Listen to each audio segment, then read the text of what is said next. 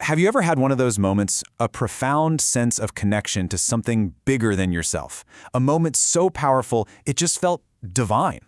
Well, today we're diving into a really fascinating philosophical question, all based on the work of Peter Vardy. And it's this: can a deeply personal experience actually serve as proof of God's existence for everyone? So let's start by digging right into that question. And this, right here, this really gets to the heart of it. I mean, think about it. We trust our senses every single day to tell us what's real. If you see a chair, you believe the chair is there. Simple enough. But what about an experience that's totally internal? Can something you just feel deep down prove a universal truth? Something that's true for everyone, everywhere? Now that is the puzzle we're going to try and unpack. All right, so first things first, where does this idea even come from? I mean, the argument that a personal experience can count as proof, well, it's ancient, it's been around forever. And in fact, there's a really famous story that captures this exact tension perfectly. Just think about the story of doubting Thomas from the Bible. He was the one disciple who was like, nope, not buying it. He just would not believe that Jesus had been resurrected until he could literally see and touch the wounds for himself.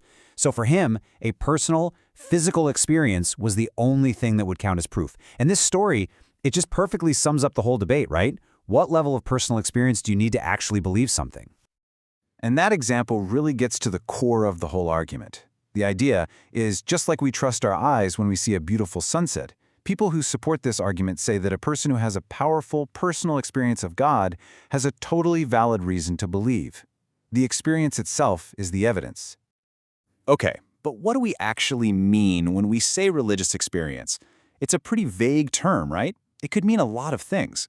Luckily for us, a philosopher named Richard Swinburne came up with a really helpful framework. He broke it all down into 5 distinct types, which makes it a lot easier to wrap our heads around. And what's really fascinating here is just how wide the range is. I mean, these experiences are on a whole spectrum. You've got public stuff on one end, like seeing the hand of God on a sunset, something anyone could see. And then it goes all the way to these deeply private, mystical experiences. The kind that are so profound, you can't even put them into words. And then there's even just a general, ongoing feeling that God is in your life. Understanding this variety is absolutely key to getting the whole argument. Okay, so people have all these different kinds of experiences. Got it. But the big question is still hanging there. Should we actually believe them? I mean, is someone's personal feeling really enough for us to accept what they're saying? This is where a really crucial philosophical idea comes into play. So Richard Swinburne, yep, the same guy who gave us the 5 categories. He proposed something he calls the principle of credulity, and it's a really powerful idea. Basically, he argues that our default settings should be to trust people, trust our own experiences, and trust what other people report they've experienced. In other words, the burden of proof isn't on the person who had the experience, it's on the skeptic to prove them wrong. So what this means in the real world is pretty simple. If someone comes up to you and says they experienced God, your starting point should be to believe them, unless you have a really good reason not to. Like if you know they're not a trustworthy person, or maybe they were in a state that could cause hallucinations. It's all about having a basic level of trust. But as you can probably guess, not everyone is on board with this. But here's the thing. This principle of trust, it runs into a major challenge, because if you really apply it consistently, well, where does that road lead? That's right, UFOs. A philosopher named Caroline Davis brings this up, and it's a brilliant point. She asks, look, if we're going to believe someone who sincerely says they saw an angel, then how can we turn around and dismiss someone else who just as sincerely says they saw a flying saucer and little green men? I mean, just look at the comparison here. A religious experience, a UFO sighting, they're both personal, they're both totally out of the ordinary. In most cases, both of them lack any hard physical evidence you can point to, and they're usually reported by people who seem completely sincere. So our reason for believing either one? It comes down to that same principle of trust. The logic is, well, it's uncomfortably simpler, isn't it? And this is where the objection really lands its punch. Let's be honest, most of us are rightly skeptical of claims about UFO abductions or seeing the Loch Ness Monster, right? Even if the person telling the story seems honest.